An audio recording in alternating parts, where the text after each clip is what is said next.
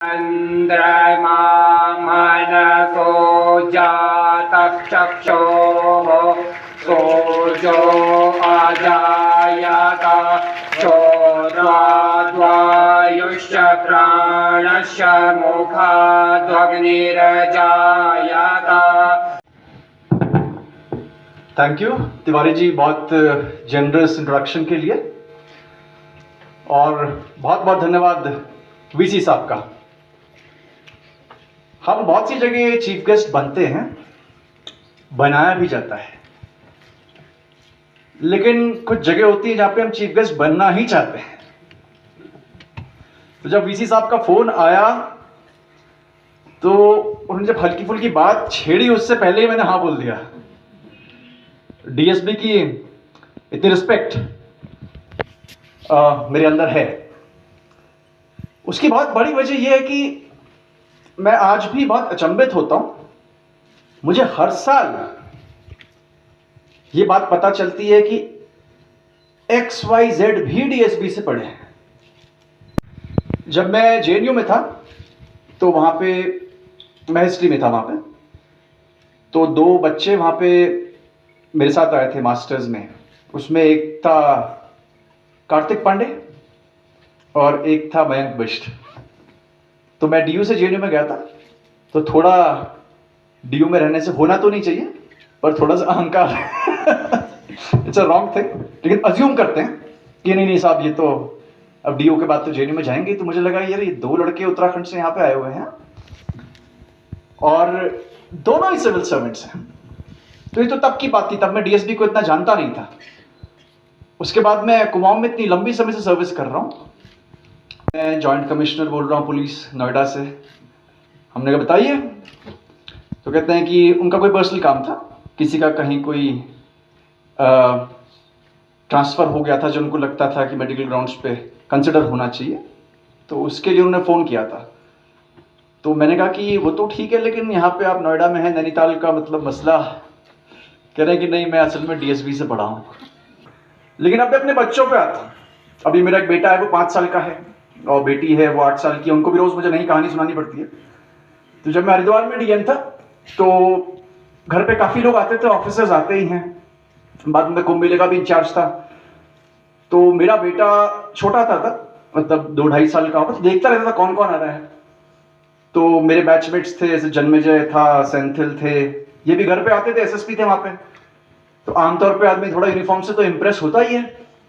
तो उसने एक दिन डिसाइड किया कि अब मैं तो आईपीएस बनूंगा। हमने अच्छी बात है, आईपीएस बनना इट्स अ गुड थिंग, बनिए आप। तो कुछ दिनों के बाद उसने देखा कि ये आते तो हैं यहाँ पे, लेकिन कॉफी पीते हैं, लॉन में थोड़ी देर बैठते हैं, फिर चले जाते हैं। इसमें कोई चार्म तो है नहीं इस नौकरी में। तो उसने फिर माइंड बदला, और कुछ दिन के बाद उसने बोला कि पापा मैं सोच रहा हूँ कि मैं फायर ब्रिगेड बन जाता हूँ, आग बुझाने वाला। तो मैंने कहा वो क्यों? कहता है कि नहीं वो गाड़ी है और हॉर्न बजाती है, और एटलीस्ट कम से कम आग तो बुझा ही रही है, तो कुछ ना कुछ सर्विस कर रही है। हमने कहा ये भी ठीक है। उस दौरान कौन चल रहा था, तो अलग अलग तरह की फायर एक्सटिंग्विशिंग व्हीकल्स होती थी। कॉलोनियलिज्म का, ब्रिटिश राज का, और उस बैगेज की वजह से बहुत सारे मिथकों ने भी जन्म लिया। ऑब्वियसली जब ब्रिटिश यहां पे आए तो उनकी पहली डिमांड ये थी कि साहब लोग फैक्ट्री में काम करें, चुपके से काम करें, ज्यादा बोले चाले ना, क्वेश्चन ना करें। तो फैक्ट्री में काम करने की बात हुई, मैकाले को यहाँ पे भेजा गया कि कोई अच्छा एक एजुकेशन पॉलिसी बनाई इंडियंस के लिए। तो उसने एक मिनट्स ऑफ इंडियन एजुकेशन बनाया। उससे एक सबसे पहला मिथक तो स्थापित हो गया कि काम क्योंकि फैक्ट्री में करना है, औजारों से करना है, मशीनों से करना है, तो साइंस तो पढ़नी ही पड़ेगी। और ये मिथ काफी स्टैब्लिश हो गया, यहां तक इस हद तक स्टैब्लिश हो गया कि एक प्रिविलेज पोजीशन भी साइंस को मिल गई। डिसिप्लिन तो खैर सभी होते हैं, साइंस भी है, जियोलॉजी भी है, पब्लिक एडमिनिस्ट्रेशन भी है, पॉलिटिकल साइंस भी है, लेकिन एक प्रिविलेज मिल गया। और दूसरा मिथक इससे यह बना कि नौकरी सरकार में करना तो बहुत ही बढ़िया है, सरकार की नौकरी है, और क्लर्क बनना तो बहुत ही अच्छा है। और क्लर्क को सवाल कोई नहीं पूछने हैं, उसको सिर्फ लिखना है, उसको सिर्फ डेटा जमा करना है। और कहीं ना कहीं मुझे लगता है ये साइकोलॉजिकली भी हमारे अंदर आ गया होगा कि we should aspire for all the jobs. हमने जॉब्स को जब भी सोचा तो गवर्नमेंट के प्रिज्म से देखा, गवर्नमेंट जॉब के प्रिज्म से देखा। ये मिथक वहां पे एस्टैब्लिश हो गया। दूसरा मिथक ये एस्टैब्लिश हो गया कि साहब साइंस जो है सुपीरियर है। तीसरा ये हो गया कि सवाल जवाब ज्यादा नहीं करने हैं। क्लर्क अगर सवाल जवाब करेगा ज्यादा तो ठीक बात नहीं है, आप काम करिए फैक्ट्री में। ये मिथक एस्टैब्लिश हो गया। और एक और मिथक ये एस्टैब्लिश हो गया कि जब साइंस को इतनी प्रिविलेज है तो वही ड्राइंग करने की क्या जरूरत है, फैक्ट्री में ड्राइंग का क्या काम है, फैक्ट्री में कविता लिखने का क्या काम है। अभी जोशी जी यहां पे बैठे हैं तो फैक्ट्री में संगीत का भी क्या काम है, नहीं है। तो ये सारे मिथ्स एस्टैब्लिश हो गए। और एक और मिथ एस्टैब्लिश हो गया, चाहे कुछ भी हो जाए गलती नहीं करनी है, सही होना चाहिए सब कुछ, एक बार में सही करिए, डोंट मेक मिस्टेक्स। और मिस्टेक्स होंगी तो इसकी पेनल्टी भी होनी चाहिए, इसका पनिशमेंट भी होना चाहिए। और काफी हद तक ये एक तरह से आइडियोलॉजी हमारे अंदर आ गई अनकॉन्शियसली, बहुत सारी चाहने में भी। आज मैंने ये रेड कोट पहना हुआ है, तो जब मैं कहीं जाता हूं तो मैं अपनी वाइफ का अप्रूवल ले लेता हूं जब वो रहती है कि क्या क्या पहनूं यहाँ पे। तो जब मैं अपना इंटरव्यू दे रहा था आईएएस का पहली बार, तो मैं जेएनयू में था, हॉस्टल में था, तो बहुत ज्यादा कपड़े तो थे नहीं। और ऑब्वियसली आदमी जब इंटरव्यू में जाता है तो जिन कपड़ों में कंफर्टेबल फील करता है उसको पहनना चाहता है। तो मैं स्कूल डेज के बाद बहुत दिनों से टाई नहीं पहन रहा था, तो मुझे लगा मैं टाई पहनूंगा तो मैं कंफर्टेबल नहीं रहूंगा, तो टाई मुझे नहीं पहननी चाहिए। तो मेरे पास एक शर्ट थी, तो हल्की हल्की ग्रीन सफेद शर्ट थी, उसको मैंने पहन लिया। और एक हल्की सी ऑफ वाइट टाइप की या क्रीमिश टाइप की पैंट थी, वो पहन ली, और ब्राउन शूज थे। तो मैं चला गया इंटरव्यू देने, पहली बार ही दे रहा था। हॉल के बाहर चला गया यूपीएससी के, तो मैंने देखा कि काफी लोग मुझे बड़े ध्यान से देख रहे हैं और काफी घूर भी है। मुझे लगा होगी कोई बात। उसके बाद जब आप इंटरव्यू देते हैं तो आपको छोटे छोटे ग्रुप्स में बैठाया जाता है कि साहब आपका फलाने साहब का बोर्ड है, आपके फलाने साहब का बोर्ड है, अलग अलग बोर्ड्स में बैठ गए। तो एक बच्चा इंटरव्यू देके आ गया, तो उसने कहा यार अगर आप बुरा नहीं मानोगे तो एक बात कहूँ। मैंने कहा कहिए। कहता है कि वैसे मेरी टाई तो फ्री है मैं दे चुका हूं, आपको मेरी टाई बोरो करनी है तो आप टाई बोरो कर लीजिए। तो कितने अनकॉन्शियसली हमारे अंदर ये इंप्रेशंस आ गए हैं, कब क्या करना है, कैसे करना है। Pant shirt is after all a formal dress, आप पैंट शर्ट भी पहनते हो उसमें बुरा ही क्या है, लेकिन नहीं, हमें टाई ही पहननी है। इन वेरी माइन्यूट वेज कहीं ना कहीं हमारे दिमाग में कॉलोनियल इंप्रेशंस आज भी हैं और आज भी उनसे हम गवर्न है। बहुत हद तक अब न्यू एजुकेशन पॉलिसी इसको एड्रेस कर रही है। और मैं क्योंकि टेड टॉक्स भी देखता रहता हूं, अभी कोई टेड टॉक मैंने देखी तो उसमें मैंने अच्छा एक स्पीकर मुझे मिला, वो 2-3 बातों पे गौर कर रहे थे कि आप सब इनिशिएट हो रहे हैं, अभी आज कॉलेज एजुकेशन में आप लोग आ रहे हैं, फॉर्मली हायर एजुकेशन में आ रहे हैं। हमारी पढ़ाई लिखाई अभी भी मुझे लगता है कि टीचर सेंट्रिक है, उसके केंद्र बिंदु में कहीं ना कहीं टीचर्स हैं। फॉर दैट मैटर हमारी मेथोडोलॉजी भी जो लेक्चरिंग की है, मैं ये नहीं कह रहा हूं कि सब ऐसा करते होंगे, बाय एंड लार्ज उसकी मेथोडोलॉजी में टीचर सेंट्रिक है और उसका केंद्र बिंदु अभी भी टीचर्स हैं। ऑल्टरनेट क्या हो सकता है, उसमें कुछ कुछ सीज की बात करी। पहला तो होती कोलैबोरेशन, मिलके करते हैं, कोलैबोरेटिंग कोई भी प्रोजेक्ट है। कम्युनिकेशन, हम क्या बोलते हैं, ऑफ कोर्स क्रिएटिविटी तो उसमें होनी चाहिए।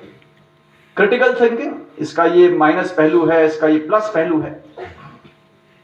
जब हम सब आदि मानव रहे होंगे तो हमारे सामने सबसे बड़ा प्रोजेक्ट क्या होता होगा, ये प्रोजेक्ट होता होगा कि आज अच्छा शिकार कैसे करना है। हंटर्स भी थे, गैदरर्स भी थे, तो हंटर्स जो थे उनका प्रोजेक्ट हुआ अच्छा शिकार कैसे करना है। उसके लिए कोलैबोरेशन भी चाहिए आपको, कम्युनिकेशन भी चाहिए, बात ही नहीं करोगे तो हिरन कैसे पकड़ोगे। क्रिटिकल थिंकिंग भी चाहिए, भाई यहां इस गड्ढे में गिर जाओगे वहां नदी है। और कोलैबोरेशन तो खैर चाहिए। बाय एंड लार्ज आज भी वही चीजें हैं। और जब वो ये सब करते थे तो कहीं ना कहीं उसका चित्र भी बनाते थे, क्रिएटिविटी भी थी।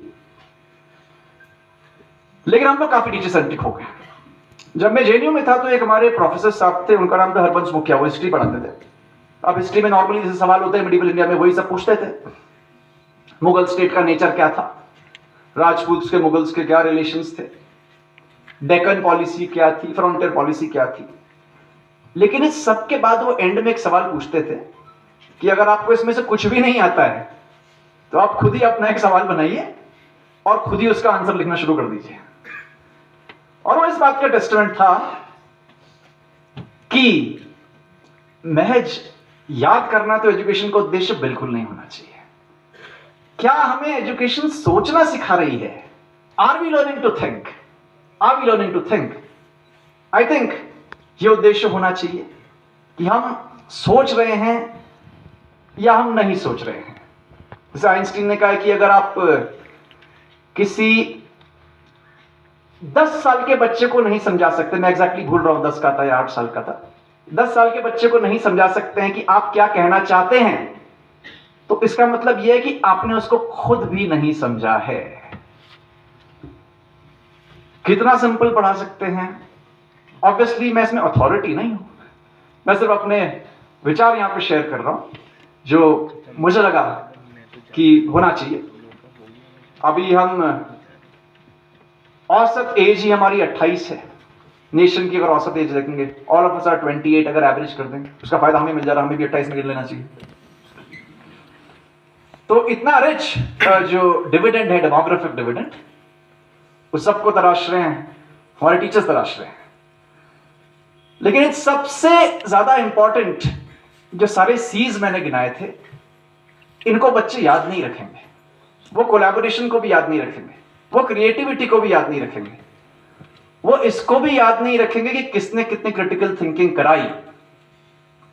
लेकिन एक चीज हर बच्चा जब वो डीएसबी से चला जाएगा वो याद रखेगा, एक और सी को, और जिसका नाम है केयरिंग। इसको कोई नहीं भूलता, that how the child was treated in the individual capacity. और जो ग्रेट टीचर्स हैं उनको हमेशा याद रखते हैं पर्सनल अटेंशन।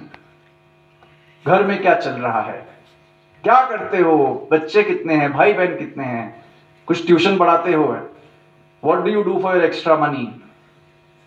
आई थिंक इसका बहुत ज्यादा फैक्टर है और ये बेसिक पेडागोजी के बाहर भी होगा, लेकिन इसको सब याद रखते हैं। मेरे वीसी साहब से तो बात होती रहती है और मैं चाहूंगा कि आज जितने बच्चे यहां पे आए हैं उनको आप एक बड़ा सा चार्ट दें और सब अपना ऑटोग्राफ उसमें लिखें, और 25, 26, 30 साल के बाद उसमें से कुछ ऑटोग्राफ तो ऐसे होंगे जिनको आप ऑक्शन भी कर सकें।